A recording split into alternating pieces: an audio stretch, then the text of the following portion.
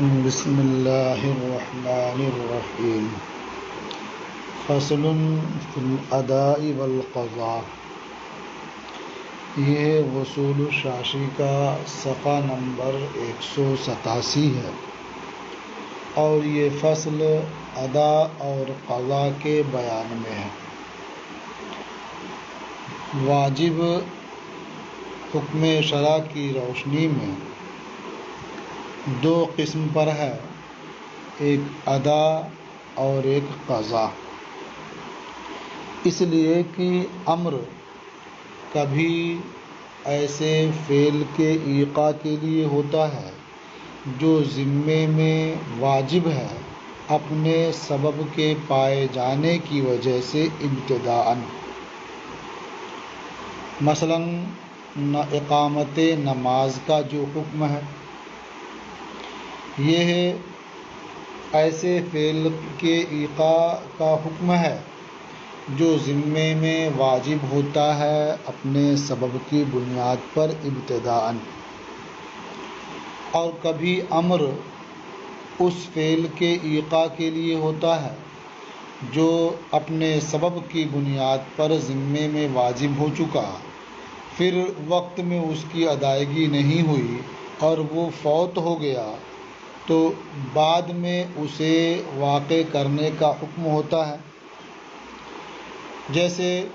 نبی کریم صلی اللہ تعالی علیہ وسلم نے نماز ہی کے حوالے سے ارشاد فرمایا، فَلْيُصَلِّهَا إِذَا ذَكَرَهَا، یعنی کوئی شخص نماز پڑھنا بھول گیا اور وقت گزر گیا تو جب اسے یاد آئے تو نماز ادا کر لے۔ تو اس میں جو ایقاع اول ہے اسے ادا کہتے ہیں اور جو ایقاع ثانی ہے اسے قضا کہتے ہیں۔ تو واجب بے حکم الامر، یعنی امر سے جو چیز ذمے میں واجب ہوتی ہے اس کی دو قسمیں ہیں، اداء و قضاء۔ ایک قسم ادا ہے اور دوسری قسم قضا ہے۔ فالاداء عبارۃ عن تسلیم عین الواجب الی مستحقہ۔ ادا کی تعریف کرتے ہوئے فرماتے ہیں کہ ادا عین واجب کا اس کے مستحق کے سپرد کرنے کا نام ہے، یعنی جو چیز ذمے میں واجب ہے بعینہ ہی اسے مستحق کے سپرد کر دینا یہ ادا ہے، اور جو چیز ذمے میں واجب ہے بعینہ ہی اسے نہ ادا کیا جائے بلکہ اس واجب کے مثل کو مستحق کے سپرد کیا جائے تو اس کا نام قضا ہے۔ فالاداء عبارۃ عن تسلیم عین الواجب الی مستحقہ، تو ادا نام ہے عین واجب کا اس کے مستحق کے سپرد کرنے کا۔ والقضاء عبارۃ عن تسلیم مثل الواجب الی مستحقہ، اور قضا عبارت ہے مثل واجب کے اس کے مستحق کے سپرد کرنے سے۔ اب ادا اور قضا کی تقسیم شروع کرتے ہیں تو فرماتے ہیں ثم الاداء نوعان، پھر ادا کی دو قسمیں ہیں، کامل و قاصر۔ ادا کی ایک قسم ہے کامل اور ادا کی دوسری قسم ہے قاصر۔ تو اولاً واجب کی دو قسمیں ہو گئیں، ادا اور قضا، پھر ادا کی دو قسمیں کامل اور قاصر۔ ادائے کامل جیسے نماز کی ادائیگی نماز کے وقت میں جماعت کے ساتھ، یہ ادائے کامل ہے، اور انہی میں سے کسی وصف میں کمی ہو جائے تو اسے ادائے قاصر کہتے ہیں، جس کا بیان آگے آ رہا ہے۔ یا طواف کرنا خانہ کعبہ کا وضو کی حالت میں، یہ ادائے کامل ہے۔ یا کسی نے کوئی سامان خریدا تو بائے وہ خریدا گیا سامان صحیح سالم مبیع کے مشتری کے سپرد کر دے تو یہ ادائے کامل ہے۔ غاصب نے کوئی چیز غصب کر لی تو جو غصب کیا جس طرح سے غصب کیا ہے اسی طرح سے وہ چیز مالک کے سپرد کر دینا یہ ادائے کامل ہے۔ فرماتے ہیں فل کامل مثل ادائے الصلاۃ، تو کامل جیسے نماز کی ادائیگی فی وقتہا بالجماعت، نماز کے وقت میں جماعت کے ساتھ، او طواف متوضئن، یا ادائے کامل کی مثال وضو کے ساتھ طواف کرنا، یعنی خانہ کعبہ کا طواف کرنا باوضو، یہ ادائے کامل ہے۔ وتسلیم المبیع سلیما کما اقتضاہ العقد الی المشتری، اور مبیع کا صحیح سالم مشتری کے سپرد کرنا جس طرح عقد اس کا مقتضی ہے، یعنی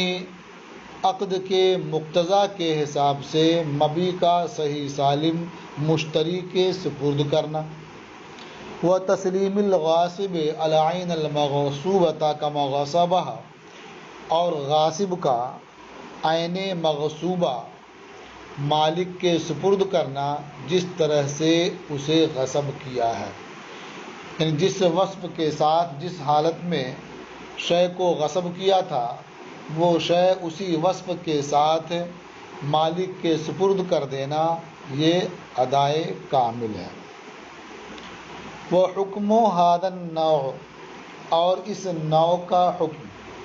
یعنی ادائے کامل کا حکم یہ ہے کہ جب بندہ کامل طور پر ادا کر دے گا تو ذمے سے وہ سبکدوش ہو جائے گا، بری ہو جائے گا۔ وحکم ھذا النوع ان یحکم بالخروج عن العہدۃ بہ، اور اس نوع کا حکم یہ ہے کہ ادائے کامل سے، عہدے سے، ذمے سے بری ہونے کا حکم دے دیا جائے۔ وعلی ھذا قلنا، اور اسی بنیاد پر ہم نے کہا، یعنی ادائے کامل میں حکم عہدے سے بری ہونا ہے، اس بنیاد پر ہم نے کہا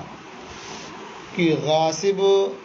نے جب مغصوب کو مالک سے بیچ دیا، یعنی کسی شخص نے کوئی سامان غصب کیا تو اس کے ذمہ کیا تھا کہ غصب کیا ہوا سامان مالک کے سپرد کر دے، مالک کو ادا کر دے، یہ اس کے ذمہ لازم تھا۔ اب غاصب نے وہ غصب کیا ہوا سامان مالک سے فروخت کر دیا، بیچ دیا، یا وہ سامان مالک کے پاس رہن رکھ دیا، یا وہی سامان مالک کو ہبہ کر دیا اور اسے سپرد بھی کر دیا، تو ان تمام صورتوں میں غاصب عہدے سے بری ہو جائے گا، ذمہ داری سے الگ ہو جائے گا، یعنی اس کے ذمہ جو عین مغصوبہ ادا کرنا تھا ان تمام صورتوں میں ادا کرنا پا لیا جائے گا اور یہ مالک کے حق کی ادائیگی ہو جائے گی۔ اب غاصب سے کسی اور چیز کا مطالبہ نہیں ہوگا، اور غاصب نے جو بیع اور ہبہ یا رہن کا نام لیا ہے یہ سب لغو ہو جائے گا، بیکار ہو جائے گا، اس لیے کہ ان تمام تصرفات کے لیے تصرف کرنے والے کا مالک ہونا ضروری ہے، اور یہاں جو غاصب ہے وہ اس شے کا مالک نہیں ہے، لہٰذا اس غاصب کے تمام تصرفات یہ لغو اور بیکار ہوں گے، اور یہ مانا جائے گا کہ غاصب نے وہ سامان جس سے غصب کیا تھا اس کے سپرد کر دیا، اس لیے جو اس کے ذمہ ادائیگی لازم تھی اب وہ ختم ہو گئی، ادائیگی پالی گئی، اب وہ غاصب ذمہ داری سے بری ہو گیا۔ وعلی ھذا قلنا، اور اسی بنیاد پر ہم نے کہا کہ الغاصب اذا باع المغصوب من المالک، غاصب جب غصب کیا گیا سامان مالک سے بیچ دے، او رہنہ عندہ، یا غاصب غصب کیا گیا سامان مالک کے پاس رہن رکھ دے، او وہبہ لہ، یا غصب کیا گیا سامان مالک کو ہبہ کر دے، وسلمہ الیہ اور مالک کے حوالے بھی کر دے، یخرج عن العہدۃ ویکون ذلک اداء لحقہ، تو غصب کرنے والا ذمے سے بری ہو جائے گا،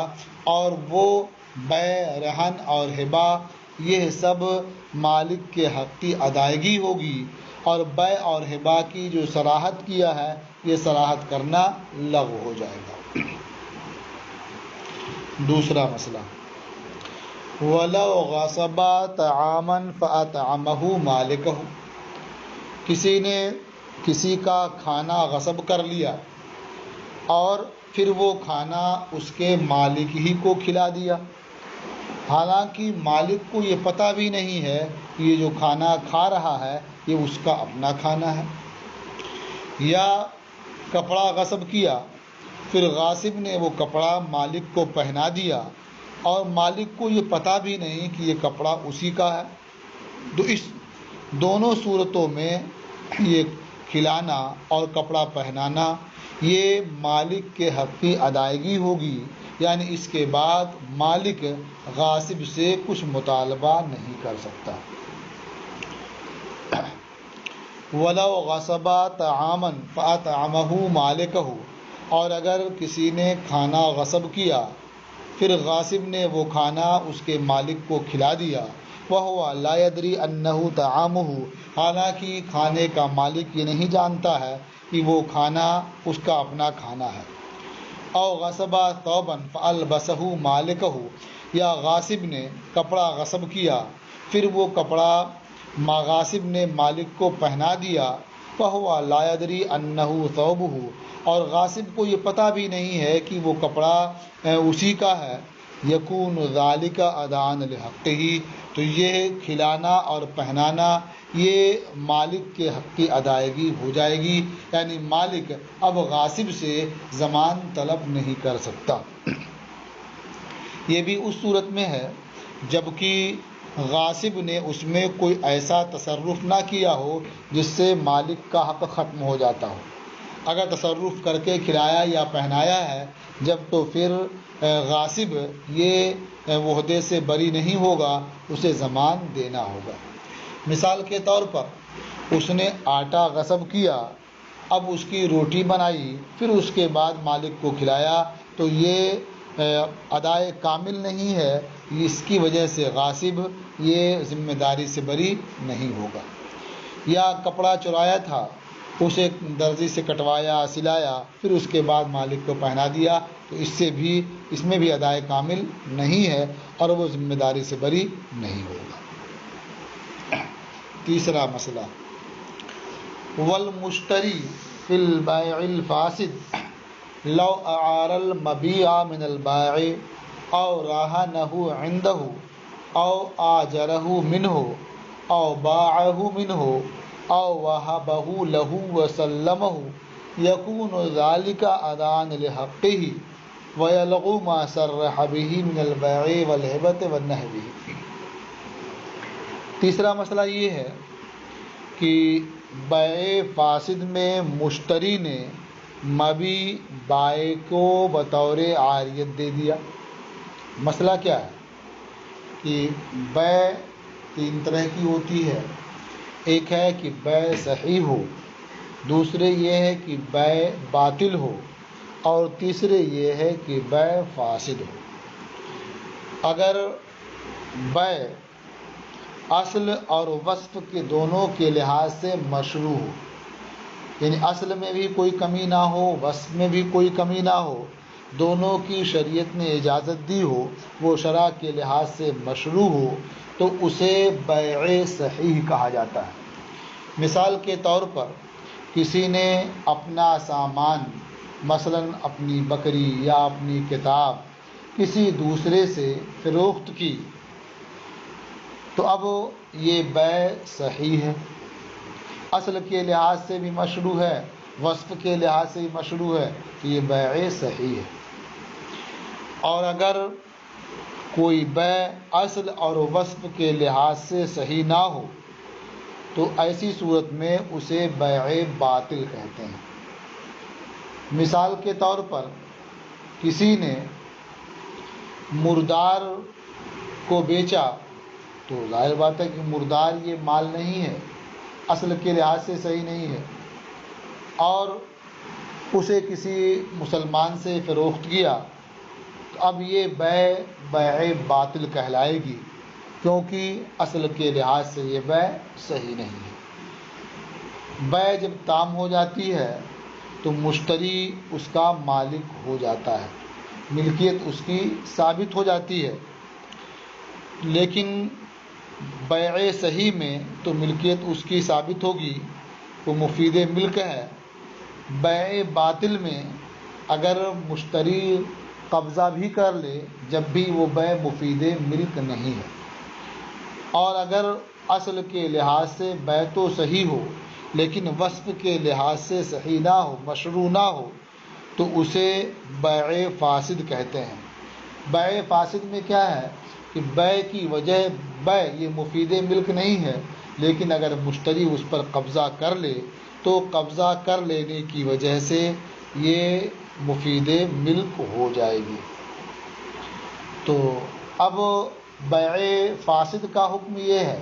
کہ اگر مشتری نے اس پر قبضہ بھی کر لیا ہو، اس کا مالک تو ہو جائے گا، لیکن عاقدین میں سے دونوں پر یہ ضروری ہوگا کہ اس بیع کو فسخ کر دیں، وہ بیع توڑ دیں اور مبیع اور ثمن یہ واپس دے لیں دونوں۔ تو بیع فاسد کا حکم کیا ہوا کہ مبیع بائع کے حوالے کر دی جائے اور بائع نے جو ثمن لے لیا ہے وہ مشتری کے حوالے کر دے۔ اب اگر بیع فاسد میں مشتری نے سامان پر قبضہ کر لیا تو ملکیت ثابت ہو گئی۔ اب چونکہ اس کے ذمہ لازم ہے کہ وہ بائع کے حوالے کر دے، بیع فسخ کر دے، تو اگر مشتری نے بائع ہی اس کو مبیع بطور عاریت دے دی، یا مبیع کو بائع کے پاس مشتری نے رہن رکھ دیا، یا مشتری نے بائع کو بطور اجارہ دے دیا، یا مبیع کو بائع سے مشتری نے بیچ دیا، یا مشتری نے بائع کو وہ سامان ہبہ کر دیا اور قبضہ بھی دے دیا، تو ان تمام صورتوں میں یہ اس کے حق کو ادا کرنا ہو جائے گا، اور جو اس نے بیع ہبہ اور اس کے مثل کی صلاحت کی ہے وہ لغو ہو جائے گا۔ یعنی اعارہ، اجارہ، رہن، بیع، ہبہ جو کچھ بھی کہا ہے یہ لغو ہے، چونکہ مشتری کے ذمہ لازم تھا کہ مبیع بائع کے حوالے کر دے، تو اس نے وہ کام کر دیا، لوٹا دیا مبیع، اس لیے یہ اس کے حق کو ادا کرنا ہو گیا، اور جو اس نے خود اپنی طرف سے صلاحت کی ہے یہ لغو اور بیکار ہو جائے گی۔ والمشتری فی البیع الفاسد لو اعار المبیع عن البائع، اور مشتری نے بیع فاسد میں اگر مبیع بائع کو بطور عاریت دے دیا، اور رہانہ عندہ، یا مشتری نے مبیع بائع کے پاس بطور رہن رکھ دیا، او آجرہ منہ، یا مشتری نے مبیع بائع کو کرائے پر دے دیا، او باعہ منہ، یا مشتری نے مبیع بائع سے فروخت کر دیا، او وہبہ لہ